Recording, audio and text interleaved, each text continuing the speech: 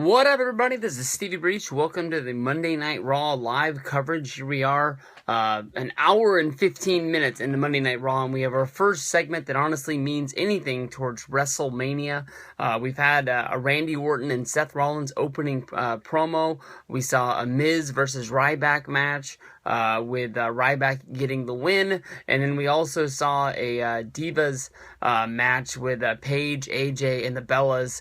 Nothing really big to come out of that except for Paige eating the ring post at one point. But welcome to Stone Cold Steve Austin Day here with Monday Night Raw. Of course, it is 3/16/15. Everybody's pounding the beers tonight watching Monday Night Raw, and we just saw the John Cena and Rusev contract signing live on Monday Night Raw.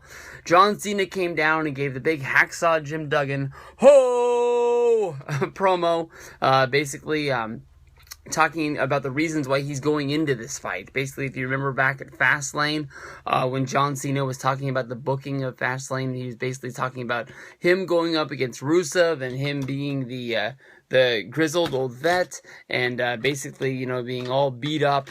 And now this time they're not really going with John Cena being the veteran. Right now they're going with John Cena being the all-American, basically what Jack Swagger was with Zeb. Fighting a good one, fighting the fight because he doesn't want a Russian running around with the United States Championship. John Cena, called him out for the contract signing, and from that point, John Cena came down, he signed the contract. Rusev came down with some guy, some clown. The dude, honestly, tried to pull off playing a Russian himself. All the crowd wanted to know basically was where was Lana. She was not at SmackDown this week, and now she's very absent from Monday Night Raw. There's no chance of them hiding this fact. The crowd was on Rusev immediately. Where is Lana? Where is Lana? We want Lana. Chants coming from everywhere. Basically, this segment almost turned into a comedy segment with how bad the acting was. More than likely from a backstage writer that was playing the role of Rusev's lawyer. Honestly, they probably just stood up and said, hey, whoever has seen Rocky and Bullwinkle, please step forward. We need you to do this. And basically, they actually used logic, basically with Stephanie McMahon saying the only way that John Cena could get a match at WrestleMania 31 was that if he was able to get Rusev to change his mind. Then they showed the end of Monday Night Raw last week with John Cena strapping the STFU onto Rusev. From there, basically, Rusev was held into the hold until Lana granted John Cena the match and said that it was a United States Championship match. Basically, what Rusev was saying was that he didn't, change his mind. He changed Lana's mind, and maybe that's the reason why they're playing off the fact that Lana isn't with Rusev anymore. Maybe playing off the fact that they've broken up or they're in some sort of a fight. Rusev is upset. I'm only hoping that Lana will make a WrestleMania return, running down to the ring or maybe coming forward as one of the Russian soldiers that we've heard so much about that WWE is trying to cast. But John Cena got his match. I honestly watched the whole promo and I got a little bit lost. I didn't understand at one point Rusev was not going to grant John Cena the match. The match was no longer going to happen. It wasn't going to be official. And then all of a sudden, out of the middle of nowhere, Rusev signed the contract, and instead of trying to put John Cena through the table, pushed the table, throwing it at John Cena, then bailed out of the ring as fast as he could, running up to the top of the ramp, and then holding his United States Championship over his head, saying that he was the champion, and John Cena was not. John Cena grabbed the contract off of the ground and held it up as if it was the United States Championship, basically saying, I got this, and at WrestleMania, I got your ass. So Mania 31, we have our Rusev versus Cena match. It is now official, and it's not like any of us really thought it wasn't going to happen in the first place, but we'll see what's going down with the rest of the show. In minor WWE WrestleMania news, there was an injury to Jey Uso this week on last week's edition of WWE SmackDown. Basically, he suffered some sort of shoulder injury. The easy plans for WWE for WrestleMania 31 for the tag team division basically was going to be a quadruple tag with a New Day, the Usos, You had the Masters of the Universe or champions, and of course, once a year they get their big victory. The Matadors going at it. Now WWE is left with a hole in their tag team division, which basically makes it almost wide open. I think that WWE honestly has a great chance to put the championships on a New Day. Since their birth on Monday Night Raw, the New Day have basically been a real flat tag team, and basically. Putting the championships on them would honestly make them seem like a real deal. The way that they change their guys in and out with Big E Langston, Xavier Woods, and Kofi Kingston would give them a big, fabulous Freebirds sort of feel to them. But Jey Uso and the Usos were really one of the tag teams that WWE really was pushing strong. I feel that Jey Uso will probably be a part of WrestleMania weekend, more than likely with Access being there, and with his father Rikishi going into the WWE Hall of Fame. There's no doubt in my mind that the Usos will be giving his speech to bring him out, much like when they did the speech to bring Rikishi out to put Yokozuna into the Hall of Fame for WrestleMania 28 weekend. But now, you gotta look, and basically, with WWE breaking up so many tag teams with Stardust and Goldust on the outs after their match at Fastlane, Stardust being added into the Intercontinental title match, so much hype already being put into Miz versus Sandow, not happening as a one-on-one, but both of them being inside of the WrestleMania 31 Andre the Giant Memorial Battle Royal, that putting them together to put them back into this match that more than likely we will put on the pre-show, and now even more with the Usos being out of it and even more star power being lost, that we will have to see what they do from here. Maybe they put the primetime players in there. Kind of shocking how they aren't in the title picture when they just reunited less than a few weeks ago. They've been announced for the Andre the Giant Memorial Battle Royal, but if you remember last year, basically there was a lot of people that were named for the Andre the Giant Memorial Battle Royal that were taken out of it and put into other matches, almost like they were booking on the fly. And Cesaro was a guy who wasn't even supposed to be in it, and he ended up winning the whole deal at WrestleMania 30. So we'll see where we go from here. Big news with Jey Uso being out, a former tag team champion. Tonight on Monday Night Raw, of course, the Stone Cold Steve Austin 316 edition of Monday Night Raw. Brock Lesnar made an appearance, not in the flesh, but basically via satellite, more than likely being taped at WWE headquarters, where he talked all about his match against Roman Reigns. And I really like the new element that they've really been pushing about this match. They're not hiding the fact that there are rumors that Brock Lesnar will be leaving WWE after WrestleMania 31 and be heading to a form of mixed martial arts, whether if it's UFC, bringing him in to have a match against Frank Mir or Alistair Overeem, or if he will be heading to Bellator to tread new waters, maybe trying to make Bellator a bigger, I guess you could say a bigger audience on Spike Television, bringing in a former champion. They've seen with doing shows and running a pay-per-view with even older names such as Tito Ortiz and the guy from Main Event Mafia. Basically going in there, they were able to pull a good rating and make a profit running a running a Bellator pay-per-view. It's still bothering me, I can't remember his name, but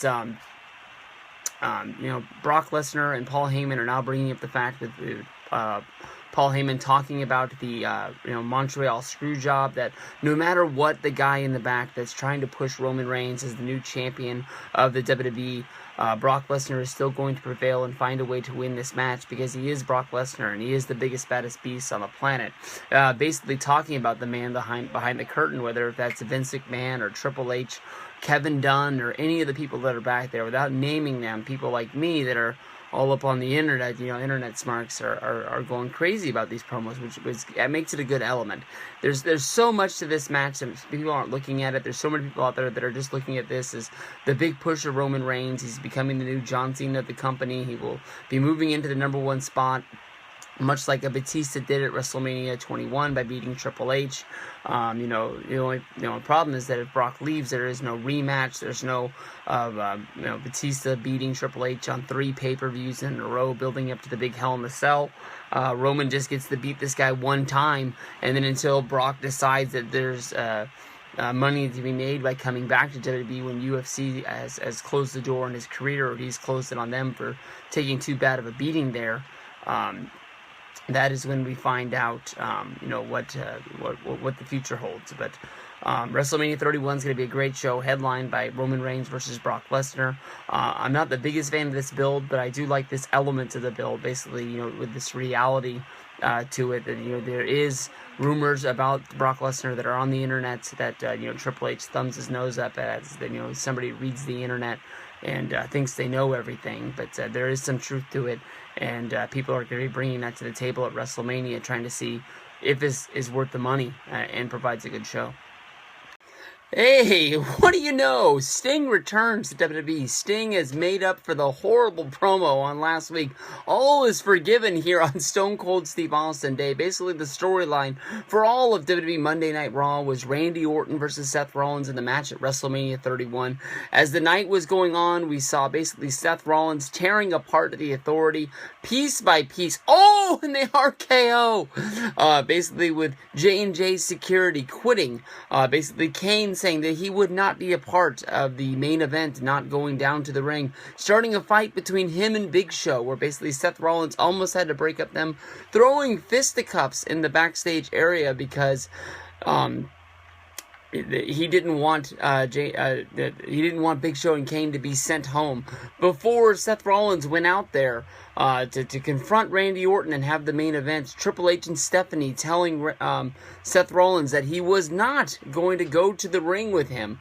Then Randy Orton came down to the ring for his match, and as Randy Orton got in the ring thinking he was going to get one-on-one with Seth Rollins, the tide turned, and we found out that the night was all a ruse. It was a big, scheme that was set up by the Authority, trying to get Randy Orton set alone, because joining him on the way down to the ring was everyone in tow. J&J Security was back, Triple H was out there, Triple H, Big Show, Kane, all of them. And basically, as they were making their way to the ring and they surrounded it, that they were about to attack like wild animals, leaving Randy Orton battered and bruised before WrestleMania 31. We got Sting turning the lights off, showing up, miraculously in the ring, saving Randy Orton. Randy Orton starts attacking Big Show and Kane with a chair as Sting starts wildly swinging his bat around like bananas. Saving off as Randy Orton and Sting stand tall in the middle of the ring as Randy Orton hits the big RKO on the members of J&J Security, laying them out, so we get to have the big pop of the night. Sting stands tall, looks like he's the big man. I still want to see Sting. Randy Orton and Sting are going to be on immediately after on the WWE app, and of course I don't have my damn Apple TV in here. I need to turn on my whatchamacallit to see what goes on this. Hopefully we'll have actually Sting talking and having his first promo inside the WWE where we actually get to hear his voice. So I'm going to fire that up and we'll come back with another review of that after. But Sting returns standing tall in the middle of the ring. I hope everyone turned on the WWE Network because the WWE Network knocked it out of the park with the WWE Network exclusive. I don't know if they're going to add this up to the on-demand section. I've been very critical about them not having Backstage Pass as a part of the WWE Raw coverage every week. I always loved that show when it was on, and it killed it off sometime around October. But tonight, after Monday Night Raw, they went to a network exclusive with Michael Cole interviewing Sting and Randy Orton inside of the WWE ring. I was able to watch this via my WWE app on my iPad, and I was all fired up. I am not the biggest fan of Sting, but we actually got to hear Sting speak, grabbing the microphone after Randy Orton basically said, I don't know if you don't know the way things work around here in the WWE, but basically he's the guy that works by himself. He didn't need anybody's help, but he said that it was really cool that Sting came out there and did that for him. And basically Sting then grabbed the microphone and basically said that he's been waiting 14 years to do this inside of the WWE, and Sting was going bananas. Sting was, woo!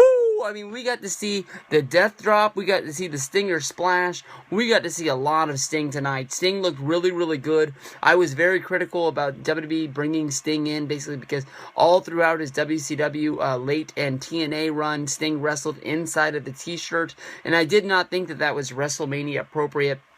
I didn't think that he fit the dress code, I guess you can say. But this was so smart for WWE to do this. Putting this on the WWE Network. Lots of people complaining about this, since the Royal Rumble with Roman Reigns, getting the main event against Brock Lesnar, and people not getting Daniel Bryan.